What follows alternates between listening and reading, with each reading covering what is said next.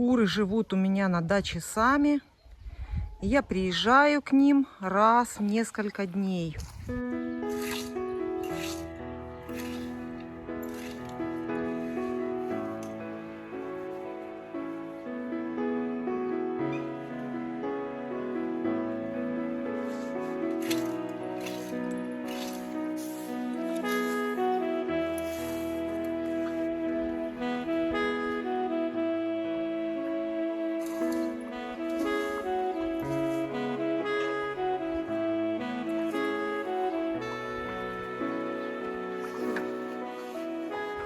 Вот эти все принцы ходят в гнезд, и я попробую.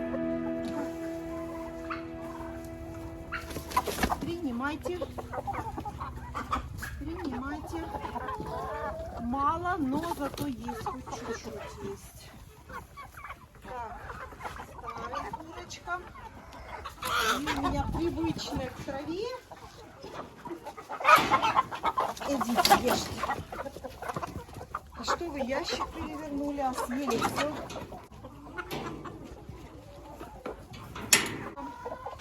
Даем траву.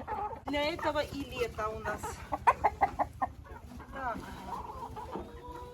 шелковым. Осталось шелковым и петушкам. А индюки с цыплятами ходят сейчас на улице. Так, это дам.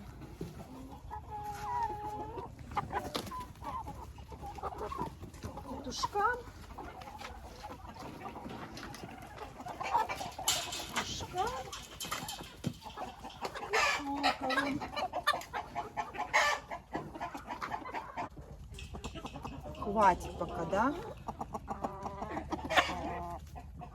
Кушайте, кушайте.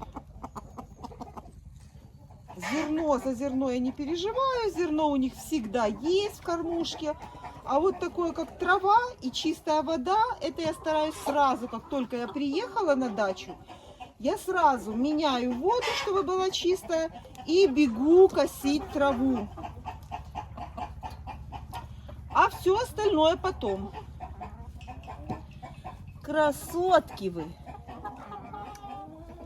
Вкусно?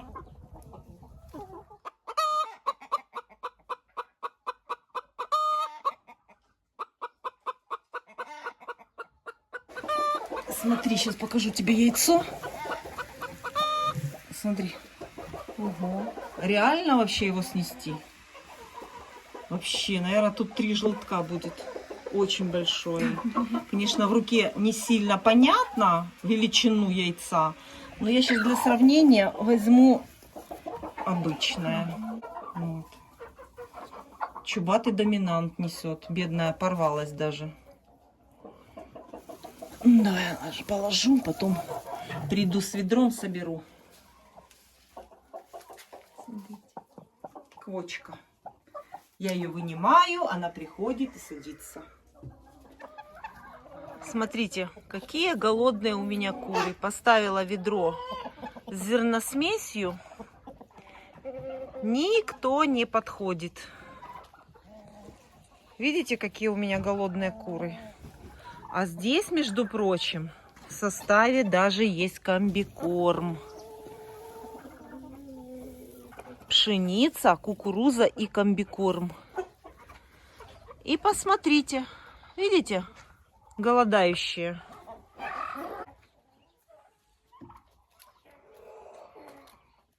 Никому не надо.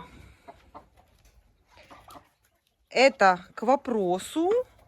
Мне писали, что попробовали кормить кур, как я кормлю, вдоволь корма.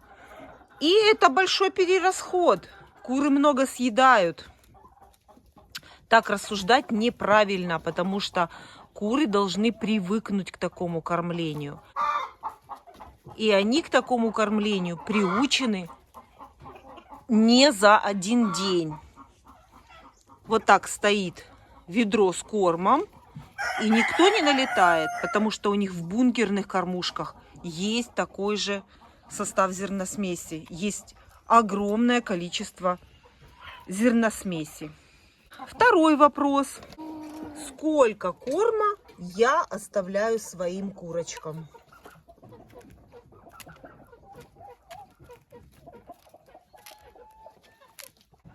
Чтобы куры всегда имели в доступе зерно, и на ваш приезд через несколько дней зерно еще было в кормушках. Как это делала я? Сначала, когда я решила кормить кур на расстоянии, оставить их самих на даче, это было лето, я была в отпуске, и я насыпала своим курочкам мешок корма, допустим, и не заходила в курятник в течение 3 дней, находилась рядом, но принципиально туда проверочно не заходила. Это я вам рассказываю так, как начиналось все у меня в хозяйстве. Кормление кур на расстоянии. Итак, прошло 3 дня, когда я уже зашла в курятник и посмотрела в кормушки, то корм был еще у курочек в достатке. И вода, и корм были. И таким образом я тогда определила, сколько мне нужно оставить корма и уехать домой в город. Поэтому, когда меня спрашивают, сколько оставить корма для кур, и чтобы была возможность уехать, это вы должны решить именно для ваших кур. Однозначно сказать, допустим, 2-3 мешка, там определенное количество, сколько оставить корма, это вы должны решить сами под ваших кур. Потому что, во-первых, в зависимости от того, какие у вас куры кушают, это может быть, допустим, это несушка или это мясная, мясо-яичная курица. Все кушают разное количество корма. Сказать определенное количество килограмм, сколько оставить курочкам, это нужно решать индивидуально. На количество корма, которое я оставляю своим курочкам, влияет не только, что у вас за куры. На это влияет количество кур. Для определенного количества кур нужно оставить определенное количество и корма. На количество оставляемого корма влияет даже время года. Зимой это одно количество корма съест ваша птица, ваше отсутствие. Летом это совершенно другое количество корма.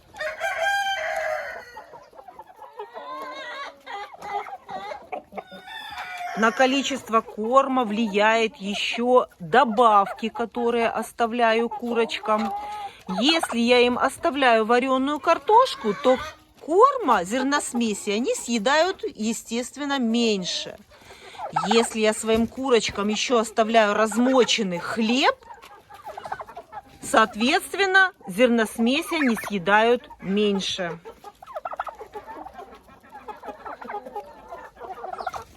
Поэтому количество оставляемой зерносмеси вы должны решить индивидуально для своих кур, для вашего количества кур, для определенного времени года. Все это решается индивидуально. Конкретно сказать, сколько нужно оставить корма для определенного количества кур, невозможно.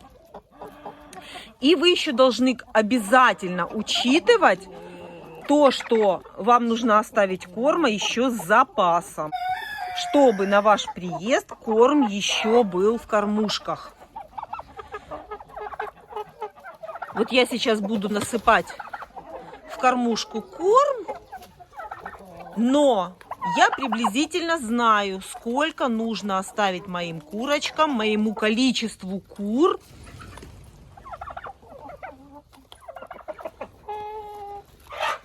На дни моего отсутствия в курятнике. И вот я вам сейчас покажу. Корм в кормушках еще есть. А корм еще в кормушке есть. Это бункерная кормушка, которая кормит моих кур в то время, когда я здесь отсутствую, когда меня здесь нет. Куры живут у меня на даче сами. Поэтому количество корма, которое нужно оставить, вы должны определить индивидуально. Вы должны определить сами, сколько нужно оставить корма именно для ваших кур. На количество оставляемого корма влияет также возраст ваших кур. Цыплята это, молодые курочки или же это старые куры. Все они едят разное количество корма.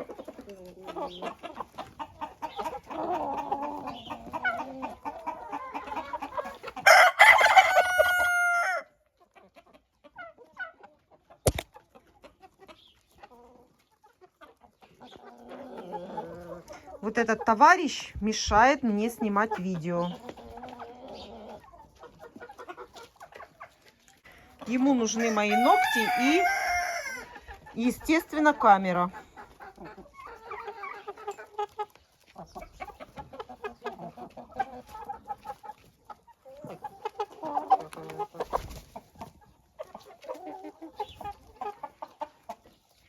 И к вопросу о большом расходе количества корма, которое используется при таком содержании кур. К такому содержанию кур у меня куры привыкают с детства, с цыпленка. Они знают, что корм у них всегда есть, и они знают, сколько им нужно скушать. Поэтому при таком содержании кур корм экономится в 2 раза. Потому что если кур кормить утром и вечером, куры набрасываются с жадностью на корм, когда вы приносите. И перерасход корма будет в разы больше, потому что курица, даже не понимая, насытилась она или нет, она с жадностью набрасывается на корм и кушает, потому что она знает, что пройдет какой-то период времени, все скушают его, и кушать ей будет нечего. Поэтому она набрасывается и кушает.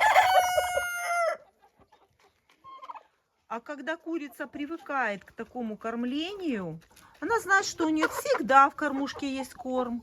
С жадностью она не набрасывается, а кушает только по потребности, только тогда, когда хочет кушать. И поэтому я провела такой эксперимент, и я увидела, что корма расходуется гораздо меньше.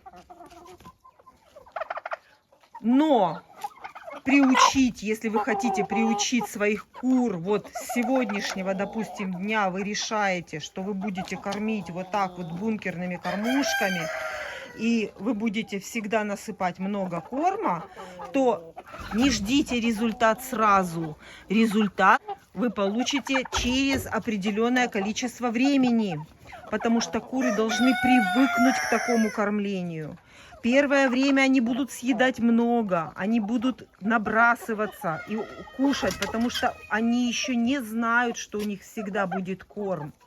То есть к такому кормлению, если вы вдруг решите кормить кур таким образом, как и я кормлю, то ваши куры должны еще привыкнуть. Мои куры привыкают к такому кормлению.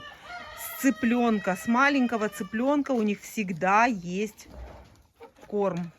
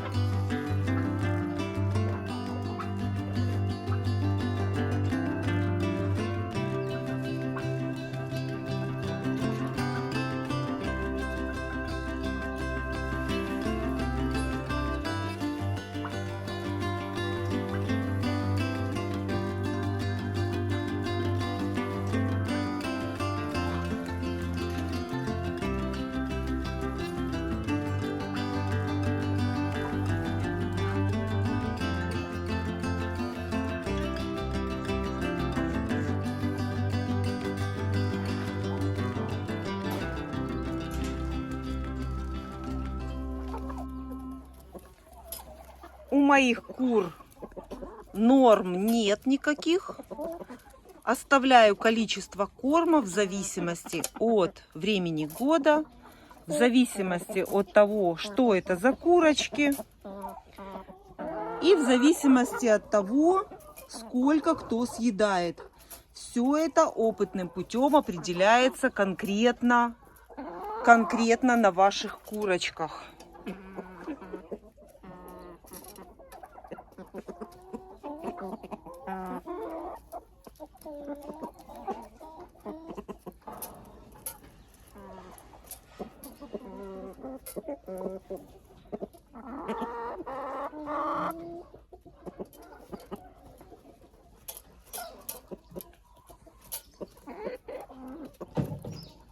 И, конечно, это еще зависит от того, что вы еще даете своим курочкам помимо зерносмеси. Это может быть вареная картошка, размоченный в воде хлеб, овощи. Все это влияет на количество оставляемого корма.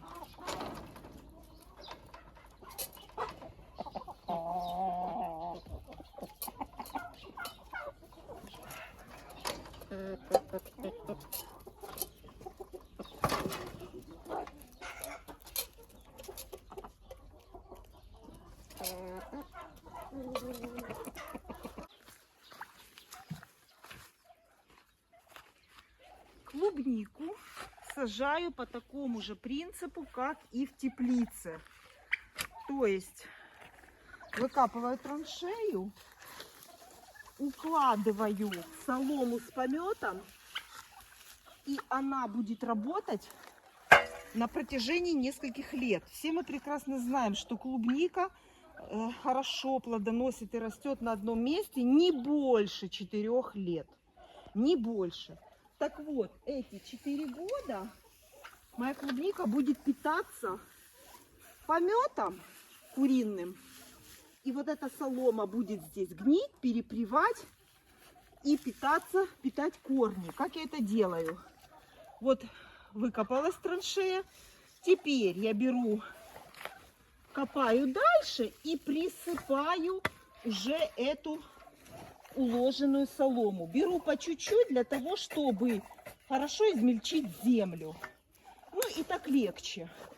Вот, это не значит, что я сейчас прокопаю и буду уже укладывать. Нет, я еще пойду вторым рядом, пока здесь не оставится такое место, в которое будет укладываться солома.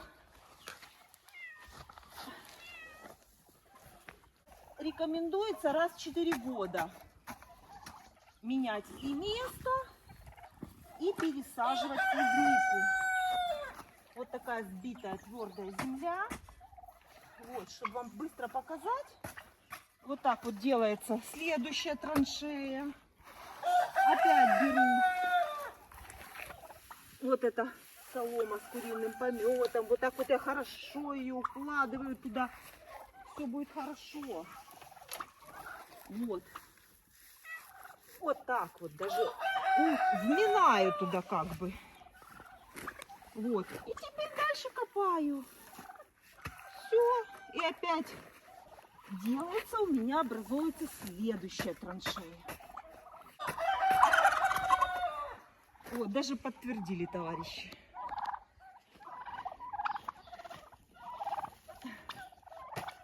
Так, мешает тачка.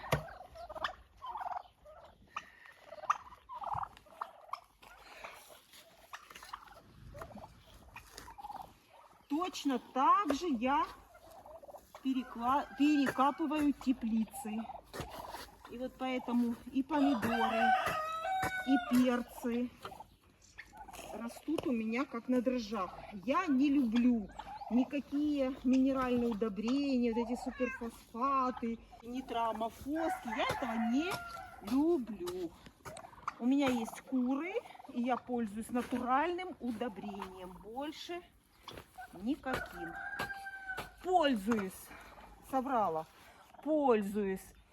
удобрениями с пакетиками только когда выращиваю рассаду на стеллаже.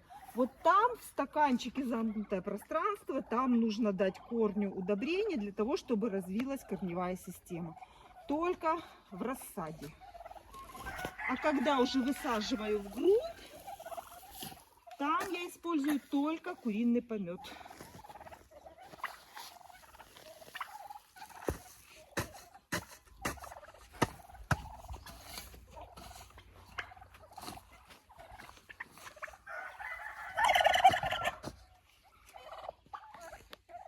Копать это делать трудно, но зато потом легко кушать клубнику. Клубника потом кушается очень легко.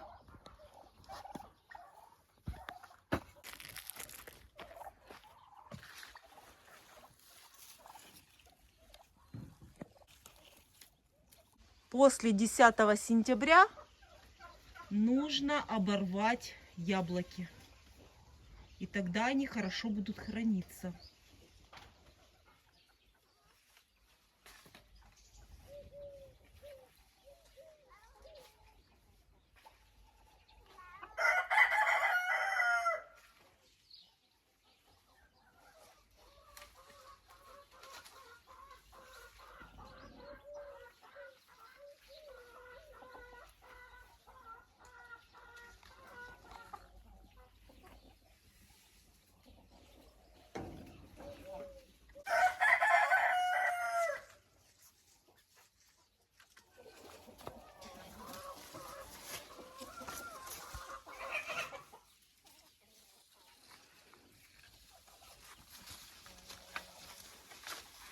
Сразу 4. Ой, 4-я не сорвала. Оп. Все, сразу 4. Есть. Классная вот такая форма у них удлиненная. Может, кто-то знает, как называется этот сорт? Напишите, пожалуйста. Вот так оно выглядит. Вот ударенная. Ну, вот такая форма, вот как цветочек здесь. Не знаю. Очень сладкая, сочная, вкусная. А название не знаю. Ехали с Винницы и на трассе по дороге с Винницы в Киев купили этот саженец. Может быть, кто-то оттуда и знает название.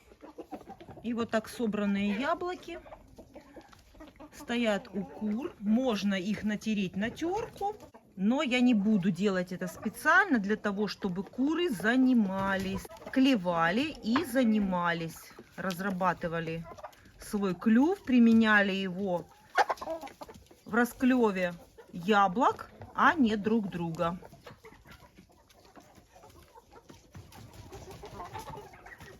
И у индюков тоже яблоки.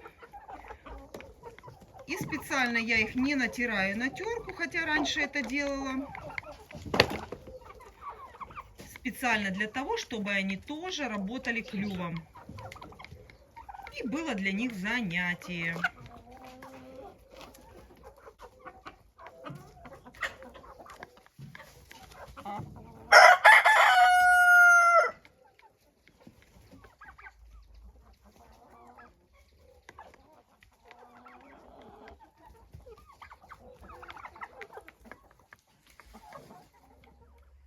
Это 2 грядки, которые посадили в середине лета клубнику.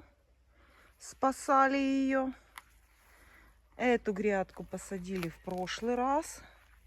И вот так вот ящиками притеняем от солнца. И прекрасно приживается. Сколько хватает ящиков, столько накрываем. И вот так вот на палящем солнце хорошо приживается клубника. На вот этой клубнике проверили. Даже в самой середине лета пересаживали. И смотрите, какие кусты. Это все с помощью ящиков притеняется. Ну и вот уже готова еще одна грядка. Используем любой кусочек земли. Между деревьями, почему бы не использовать этот участок земли. Тут тоже будет еще грядка одна. И еще больше будет клубники. А рядом у меня малина. И малину тоже буду здесь еще сажать 2 ряда малины.